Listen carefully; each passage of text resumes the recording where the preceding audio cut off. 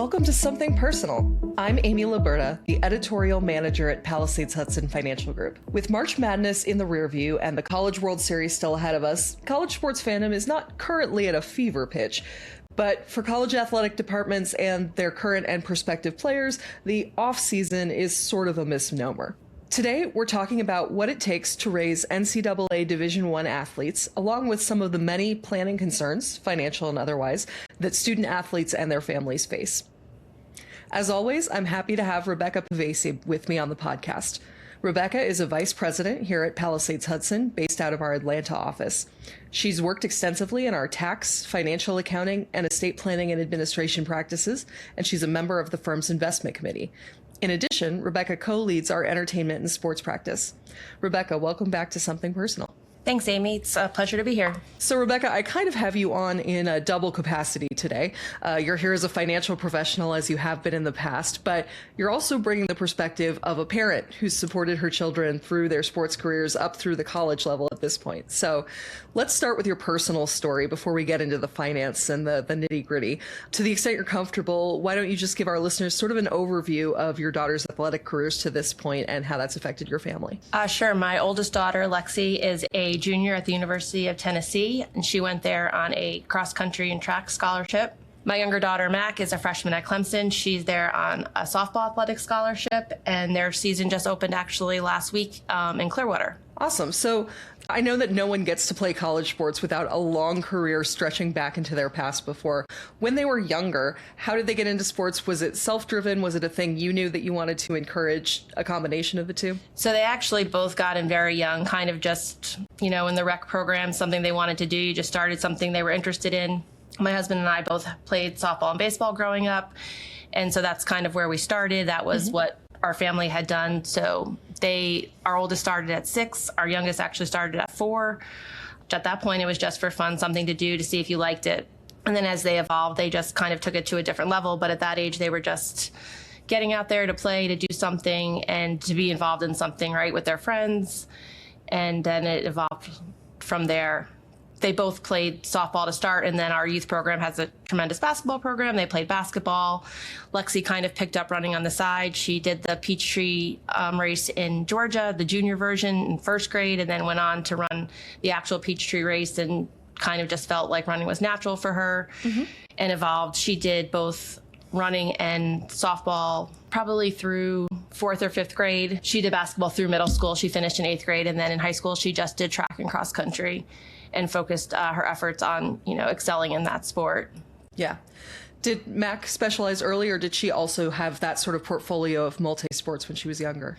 So she had that portfolio of multi-sports. Either she was kind of different in the sense that, she had this unwavering desire to compete at such an early age that you knew that she was going to be something special. In hindsight, you didn't kind of want to admit it at the time.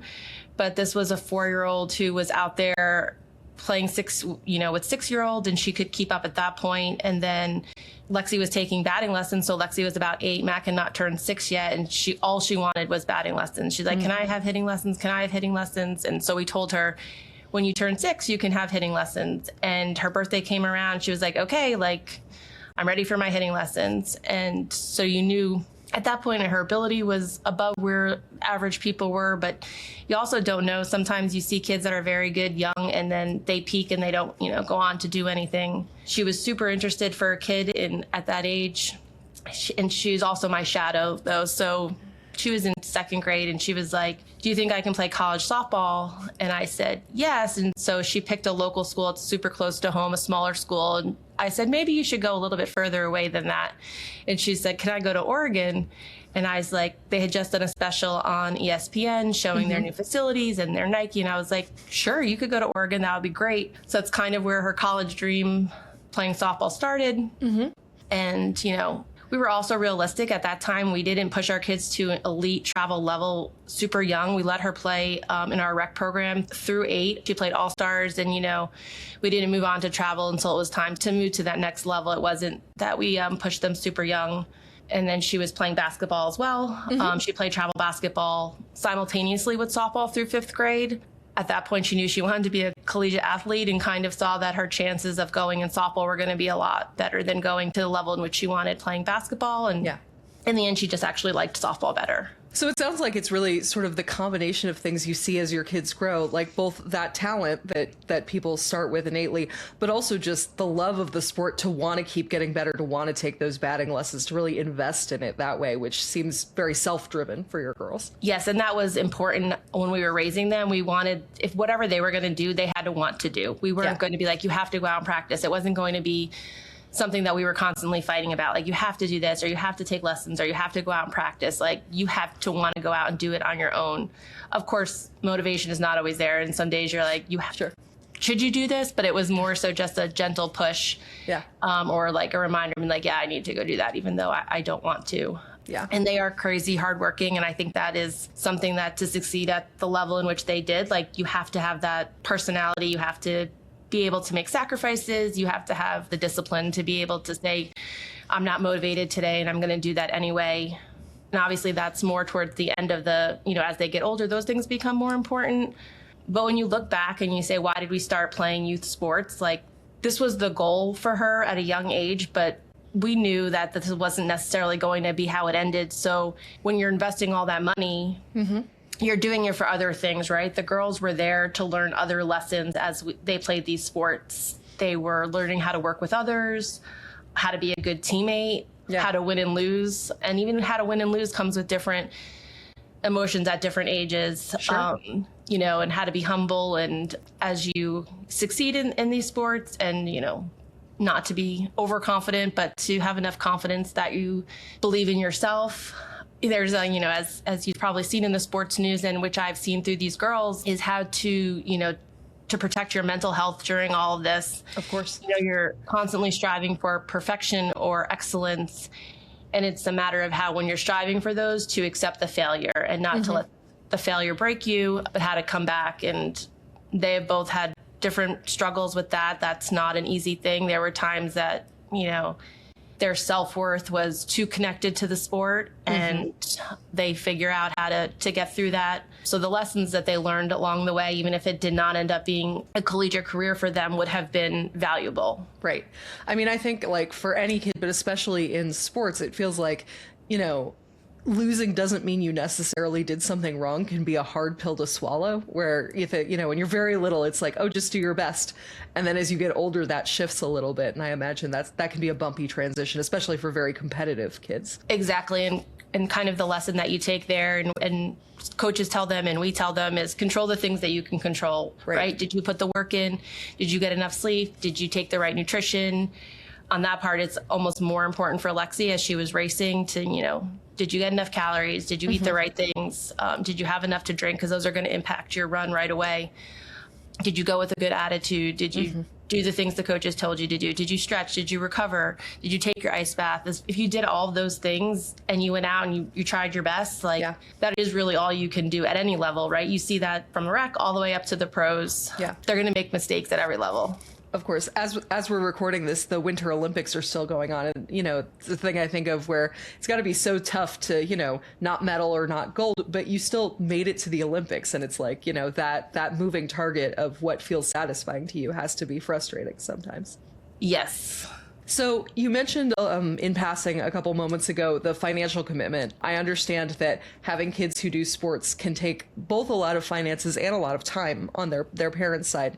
You don't have to get into specifics more than you're comfortable with, but I was just wondering if you would talk for a little bit about how you and your husband sort of fit in your daughter's sports career into your family life, into your budget, into your schedule. Yes, so like I said, when they were young, they just played through the rec program, so that's a pretty limited financial commitment to start. And they start with the all-stars, right? And they did that. And, that didn't involve a lot of travel, a little bit over the summer, but kind of in place of a family vacation. Right.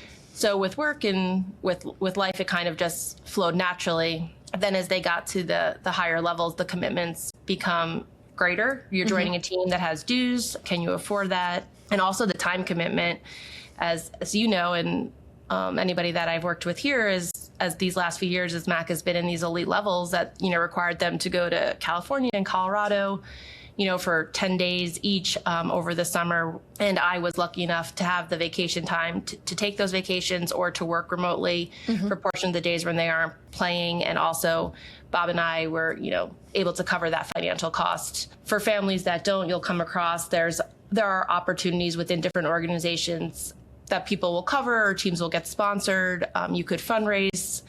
So there is a real cost. And the cost isn't just in the dues of joining the team. The real costs come in the travel component of flights and hotels and, just food while you're traveling. So if you can't cover that, it's a matter of can you get a sponsorship or can you fundraise? And most organizations provides a way for you to cover that if you can't cover it out of pocket. Track and cross country is a less financial sport. There's just not as much travel and she's not doing as much as that. A lot of it was local in high school. So like college, first off, you're not really recruited out of high school. You're recruited out of travel and club ball. Whereas for cross country, you're recruited mostly out of your high school times and in the races. So that obviously doesn't cost anything. You're just competing with your high school. And then the other thing that's not there is so you have lessons, right? You have trainers, you have, hitting lessons, you have fielding lessons, you have strength and conditioning outside of your teamwork. So a matter of what you're paying for that and what you can afford versus what you're doing on your own is another cost. And we were lucky to have help. My dad was able to take Mac to hitting and fielding lessons when she was young, until she was able to drive. Not that Bob and I never took her, but we were able to have help or, friends that are, had a mom that worked from home was able to take them to lessons. So we were really lucky to have people to help out in the after school portion. So you just mentioned the difference in recruiting, and I wanted to talk for a little bit about the college process for Lexi and Mac. Both of them, as you mentioned, are at Division I schools, but their journeys, because they were in different sports, probably looked pretty different. So beyond just being recruited out of travel versus recruited out of school, what were some differences you saw? What were the timelines like for them? Yeah, so the timelines and the experiences were totally different. So Lexi was she's a distance runner, looking to run cross country and the distance events for track. So it's very time-based, right? You have these events in high school and they have recruiting times and you just you go to some camps and train yourself and then you basically send your times to these coaches of schools that you'd be interested in going to. And then there's not a lot of conversation with the collegiate coaches for track and cross country until you're at your recruiting date, which for cross country is June 15th of your sophomore year. So going in for that summer. And then that's when Lexi reached out, had some conversations with coaches and did a few visits that summer. And actually she committed early in August of her senior year. So, but she just went on, June 15th came, she reached out to the coaches that she had been interested in schools and she would be willing to go to. Ironically, she had visited Tennessee on a fluke. My husband and Lexi were driving up to New Jersey. They were passing through Tennessee. She's like, hey, let's stop and look at Tennessee. It wasn't really on her radar of somewhere she wanted to go. And she fell in love with Tennessee. So that had been going into her sophomore year. So Tennessee was on the radar. She's like, I love this place. I would be so happy here. And it's just under 3 hours from where we live. So that was, high on the radar. And she had gone on some other visits. And in the end, the offer came that she was happy with from Tennessee. And it was important to us that our school kids, when they picked a school, that God forbid something happened, if you walked away from the sport, that you would still be happy at that place. Right. And we knew that where she fit in at Tennessee, that was going to be great for her. She would want to stay there. And Tennessee, when Lexi was recruiting, she is a nursing major and she wanted to be a direct admit out of high school.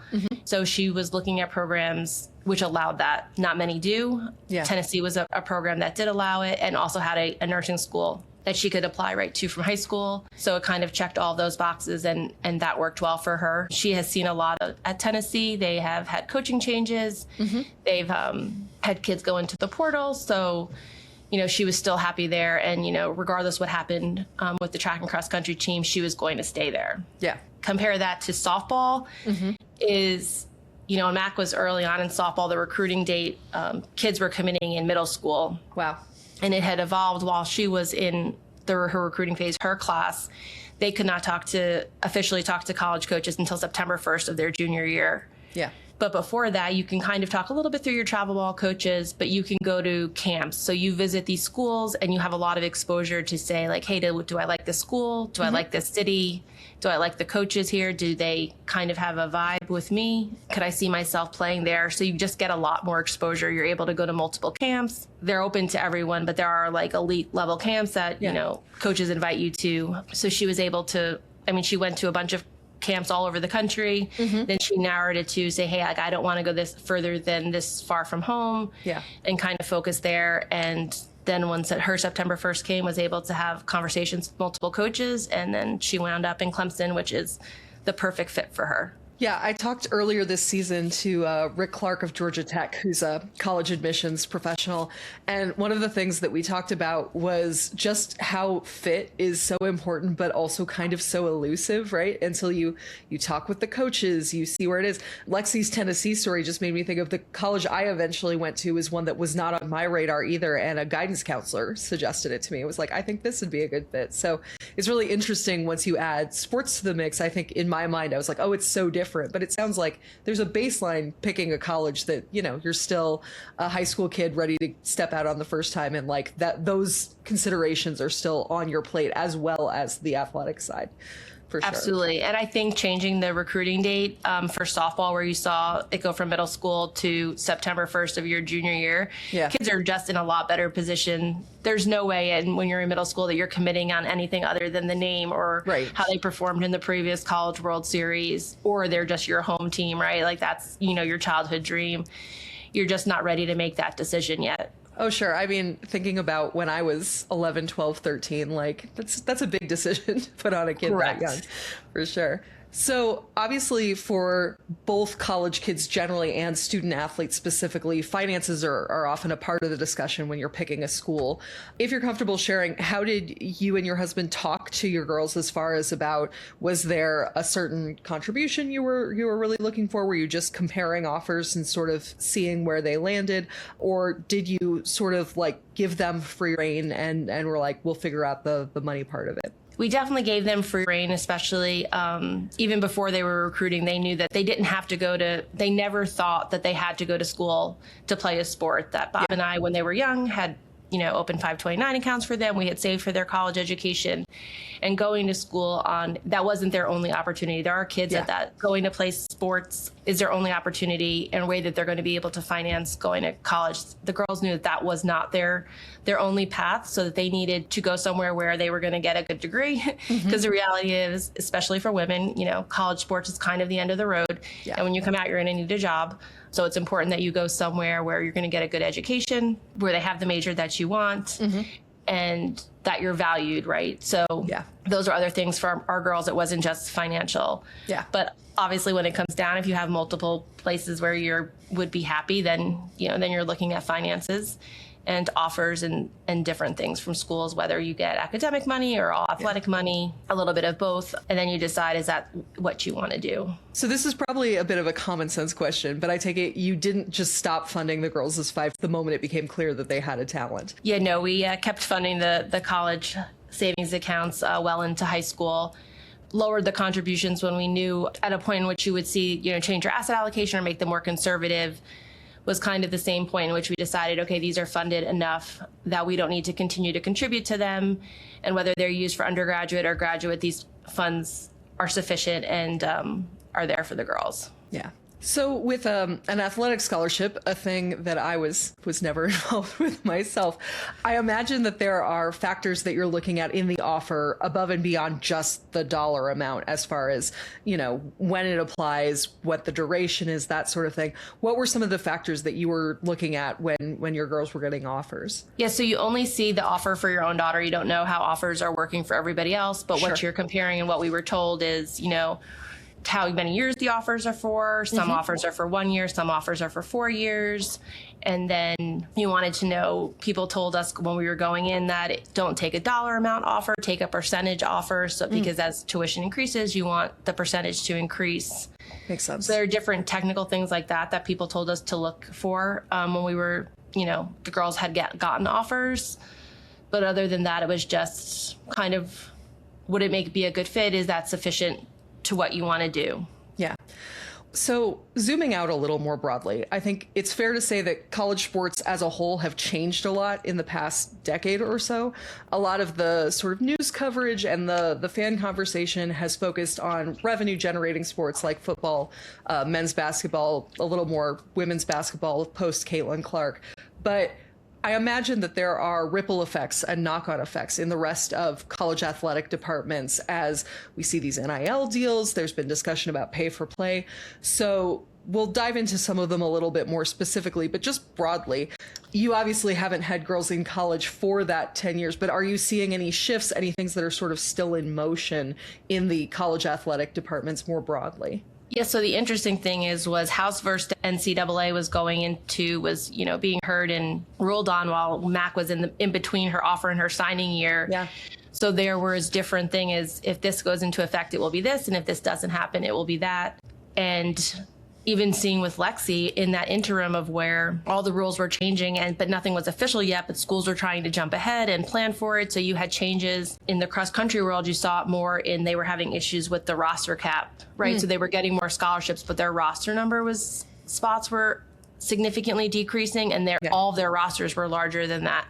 So they were either trying to force people out, they were either going to cut people, or people were going into the portal to other schools. And you saw, kids on the fringes jumping into the portal because schools didn't know what they were going to do. They didn't know how it was going to shake out. And so everybody was kind of in protect themselves for how it's ever going to work out. Yeah. At that point, you actually didn't see the grandfathering rules were coming in. So these excess and rosters would have been okay. Yeah. Not that necessarily all the schools would have honored them, but you didn't see that coming into play where you would have been able to keep more kids than the roster spot, and just how the scholarships and what schools were offering was changing in that whole interim time. Yeah. And so like Lexi started, Alston was a thing. Alston is not a thing anymore. So you're just seeing the environment change real time. Yeah. We've touched on the portal a few times. I'm sure many of our listeners know the transfer portal well, but since it went into effect, I think in 2018 or so, have you seen any effects as far as, not only just the kids sort of having less ties to the school, but effects on the team, effects on friendships within, is there sort of a more precarious feeling now that the portal is a fact of life, I guess? Yeah, now that you can see the portal and you can see it, from the outside and not having a personal attachment, you see its values, right? Like, better off, you're getting a better offer, you're going to a better fit. Yeah. From the personal side, I've watched Lexi make friends with kids. She actually, unfortunately, two of the girls that she was closest with her freshman and sophomore year had both got into the portal, and it was the right decision for them. And she wasn't upset that they went into the portal, but she was sad to lose girls that she had, made some really good friendships with, and she has kept in touch with them. But it's hard to see that. So, right, you're creating these team cultures, but then it's not the same team culture because kids are going to leave every year. Yeah. Obviously, Mac is a freshman, so she hasn't seen it yet. But one of the things that Mac did look at when she was at school, when looking at schools, was how active are people in the portal. And she was, Clemson doesn't really lose kids to the portal. They've gotten some kids in from the portal, but you're not seeing a lot of kids leave, which, is a good sign when you're looking for a culture and a team and a family type fit. Yeah, for sure. I think especially in a team sport, it just has to be so tough feeling like the ground can shift under you that way. And it's hard in the recruiting world, right? Because you're looking at a team and what they have and where you'd fit, be like, okay, do they have that position? What are my chances of playing? So you kind of make a decision on that. And then you could commit to a school and then they take in somebody from the portal and you're like, oh gosh, I would have made a different decision if I would have known that. And there's no way around that. Everybody's being subject to that, but it's impacting it greatly. Yeah. So we mentioned, obviously some proportion of college athletes are hoping to go pro or going to the pinnacle of their sports, but for many women's sports, and honestly for many kids playing men's sports as well, that's just not going to be the reality. And some of them probably don't even want to pursue that. We talked a little bit about the position of youth sports in the world, but what have you seen your girls get out of college sports sort of for their own sake without that? I think in the media we talk about, college is a launching pad for a pro career, but that's really such a minority of kids. Right. My girls are not in collegiate athletics to go anywhere pro. Lexi will run for life. She's actually been doing some marathons while she's at school. and running is, will be a lifelong thing for her, but not in any pro level. So it's just for the girls, especially for Lexi, it was a matter of team and a culture and a group of people kind of like-minded to her, with the same values and motivation and hardworking traits that, were similar to her, and kind of the environment that they provided. And I would say even though Mac may have the opportunity to advance to the next level, that's still very small. She's in school with the mind that she's going to come out with a job and is there for, obviously, to help with education, but, for the culture and the environment that it's providing.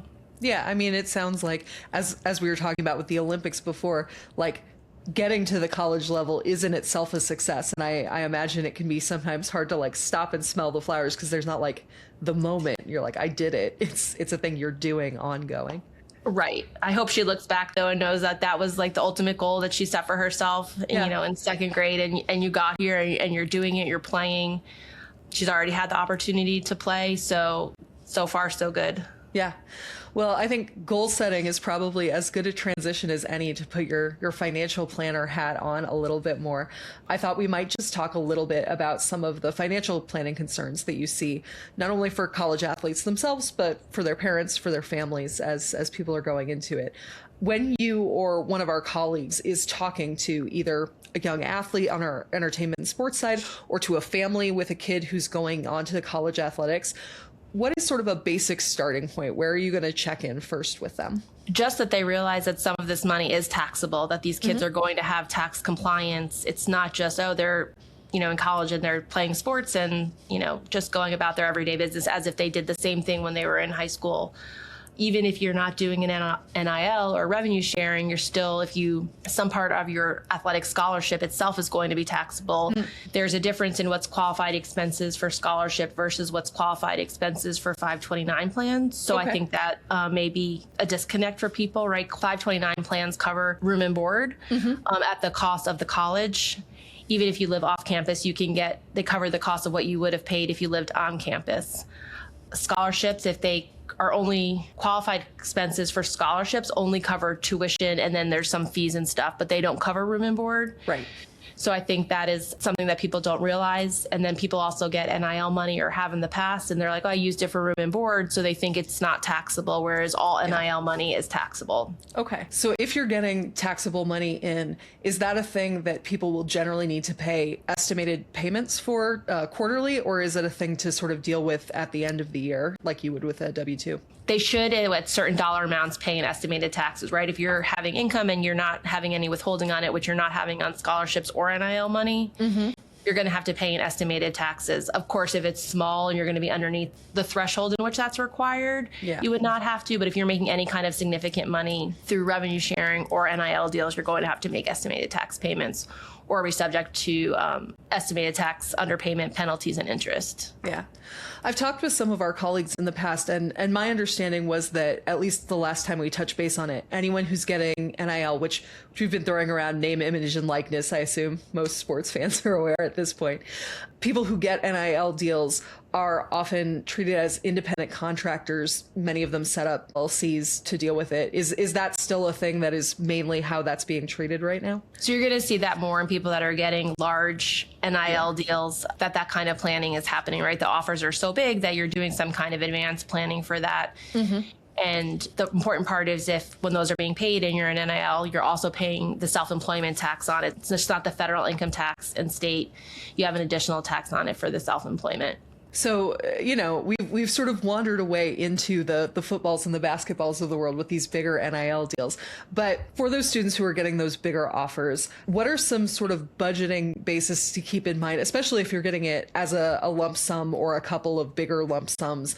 Are there particular things other than taxes that they should be watching out for? Or is it just sort of the budgeting basics that you and I actually talked about in an earlier episode, which I can link in the show notes? Yes. So when you're getting these big offers, right, it's a lot of money that these kids have not seen before, and they're so young, so they're trying to make good decisions, and you just want them to be educated in how money works. If you spend it, it's not going to be there anymore, and what this money can provide for you in the future. The value of investing versus spending it now is very tempting, likely, for these college kids. Sure.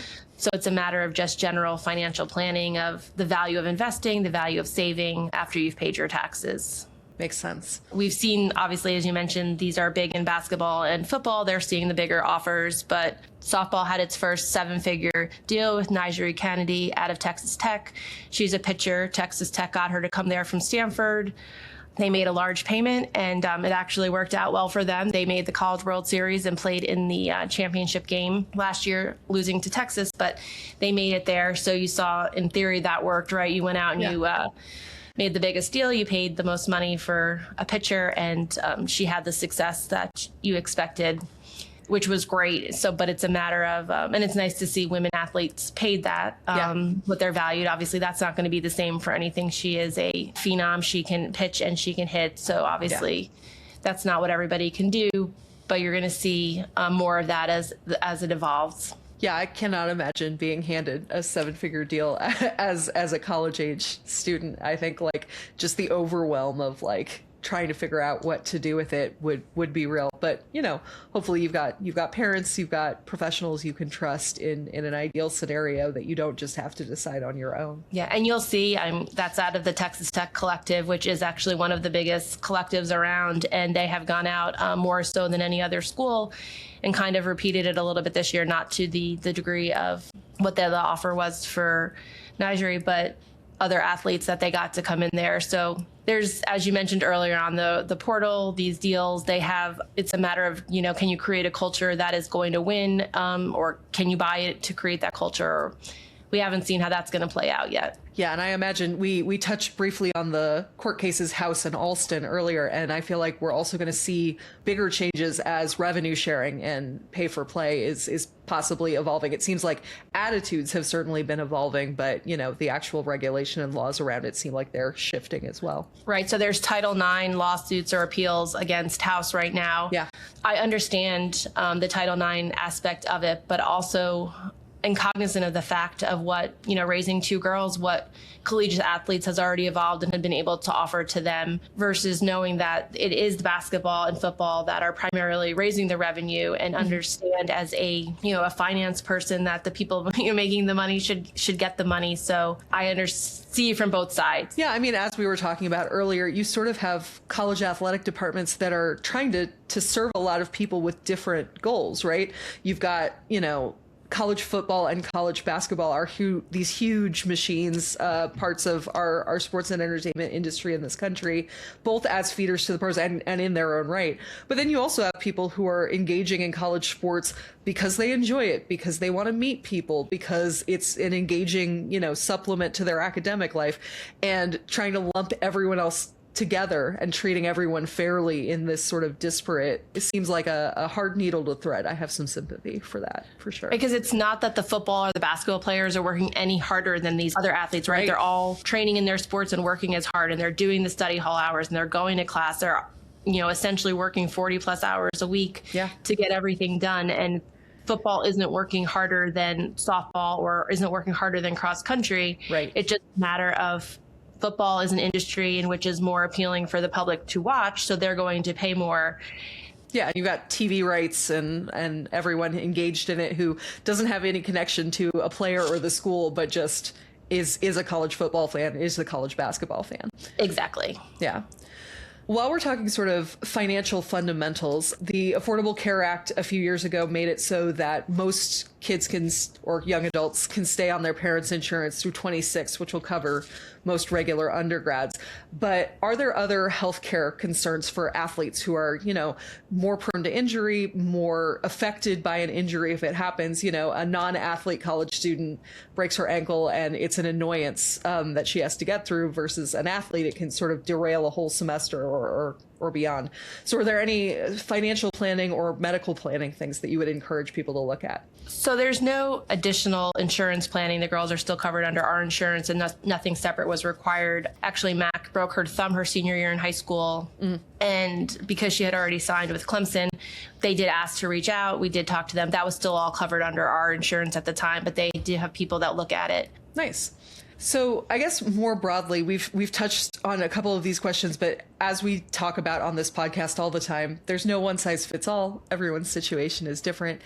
if a student athlete or their family or the two together are looking to get professional financial advice, what are just some basics to look for? I guess this kind of falls in the bucket of how do you look for a financial planner regardless of what you do? But are there any sort of things you should understand about a professional you're looking for? Should you get recommendations? What would you suggest as a process? I would suggest you find somebody well-versed in the industry, someone that understands it either from a personal or that they've been working with people in that market. And then someone, as the underlying premise in all of this, is someone that you trust, someone that you can have a conversation with, someone you can be honest and say, our family's never seen this kind of money. We've never known what to do with it. And to be able to have a conversation without judgment and feel that you can talk through all the scenarios and what works best. And while you might have ideal planning up front, that maybe, the initial offer, you do something else and then you evolve from there. But make sure that someone's going to get you compliant and then work from there. Yeah, it sounds like, you're going to look for someone who you can trust and whose advice you're actually going to take, right? If you're paying for advice and then you just ignore it, there's no point in that, really. So exactly. You want to have someone that you can have a conversation with and kind of guide you along this process. Yeah. Well, returning listeners know that I like to wrap up my episode by giving my guests the last word. Rebecca, I really appreciate you sharing your story. Some of it I didn't know, so it was exciting for me to get a little window into your life as a mom of athletes. But was there anything either on your personal side or on the financial planning side that you wanted us to talk about today that we didn't get to, or any just last closing thoughts you'd like to leave our listeners with? So as you raised athletes, I say it is not for the weak, right? This process is hard. You're going to see your kids succeed and you're going to see them fail. And in athletics, it's something when you fail that at this level that you can't, it's completely on them. So you can't fix it for them, right? Mm-hmm. So to be strong through that, and also just to enjoy watching them play and make sure that this is for them and not for you, has been kind of the successful part of all of this and what has really made it an amazing journey, and I wouldn't have changed any of it. Yeah, awesome. Well, thank you so much, Rebecca. It was great talking to you today, and I know that as Mac's softball season progresses, I will be pulling for her. All our colleagues here at Palisades Hudson will too. So I hope she has a great season coming up. Great. Thanks, Amy. Something Personal is a production of Palisades Hudson Financial Group, a financial planning and investment firm headquartered in South Florida. Our other offices are in Atlanta, Austin, the Portland, Oregon metropolitan area, and the New York City metro area. Something Personal is hosted by me, Amy Laburda. Our producers are Ali Elkin and Joseph Rangeli.